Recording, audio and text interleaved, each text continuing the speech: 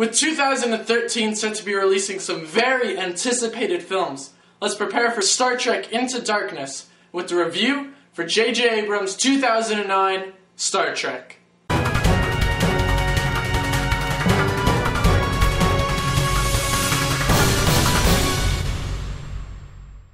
So Star Trek came out back in 2009, and unfortunately I wasn't able to see it back then. But since all these new trailers for Star Trek Into Darkness got me really hyped to see the new Star Trek movie, I said I had to go back and see the original one before I see its sequel. So about a month ago, for the first time, I sat down and I watched J.J. Abrams' Star Trek. And boy was I glad I did.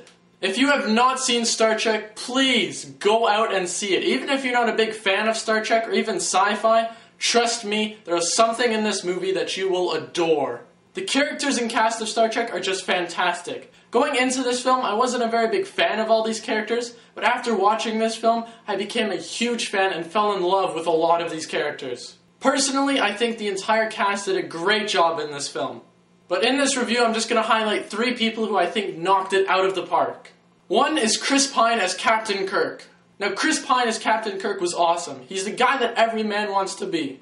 And the great thing is that you're rooting for him for the entire film. Zachary Quinto as Spock was fantastic as well. And I have to give some huge credit to Zachary Quinto as Spock, because he had to portray the Vulcan side of Spock. Now, playing a character that shows little to no emotion is a tough thing to do, and Zachary Quinto did a fantastic job doing this. And finally, another standout role for me was Leonard Nimoy. He was great as well. The time between him and Captain Kirk and their dialogue between each other was great. Now, one thing that I thought Star Trek did superbly with these characters is the way they mended them together and made them bounce off each other through the dialogue in this film. Especially through the dialogue between Captain Kirk and Spock. The conflict that they have between each other really holds this film together and makes it more than just a sci-fi film.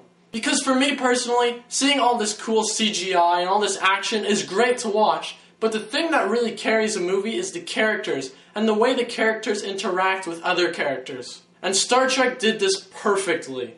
When the Enterprise and other ships are going into a full battle, you can really feel the battle and you feel like you're part of that battle. And that's exactly how you want to feel. You want to feel submerged into this action and into this atmosphere. This movie didn't only just make you feel part of the action, but it made you feel part of the crew of the Enterprise. Those swooping shots that go through the Enterprise and show each crew member doing what they gotta do, it makes you feel like you're right there with them. Something that really makes me fall head over heels for a movie is the score. And this score is absolutely amazing. And because the first time I did watch Star Trek was on my PlayStation 3 downstairs with all the surround sound, I have to touch on this. The picture quality for Star Trek on Blu-ray is crystal clear. This is easily a movie and a Blu-ray that I'd be willing to watch many times in a row. What Star Trek did was take a series that I wasn't very interested in and mend it with everything that I am interested in. Great action, great visuals, great characters, and great conflict between characters. And that means that J.J. Abrams' 2009 Star Trek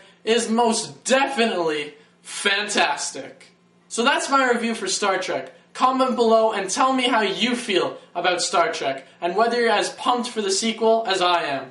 And until next time, I'm Marco Polo 24/17. Have a great day everyone, and I'll catch you all soon.